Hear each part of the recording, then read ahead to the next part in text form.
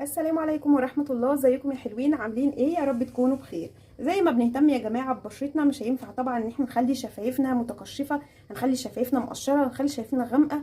كل ده انسيه تماما. هتخلي شفايفك وردية ناعمة، خالية من التشققات، خالية من اي اسمرار فيها بسبب مثلا التشققات وبسبب القشف واي مشاكل في الشفايف بتواجهك. ان شاء الله تقضي عليها من السكراب السهل البسيط ده الموجود في كل بيت. نبتدي بس حبايبي اللي لسه بيتفرج عليا جديد او لسه بيشاهد معايا دلوقتي الفيديو، ادعموني باشتراك في القناه وما تبخلوش عليا حبايبي باللايك، واهم حاجه انزلوا في الكومنتات ونصلي على النبي كتير جدا عليه الصلاه وافضل السلام. نبتدي يا جماعه كده. جبت لكم الوصفه الجباره ان شاء الله لتفتيح لون الشفايف والقضاء على اي اسمرار فيها.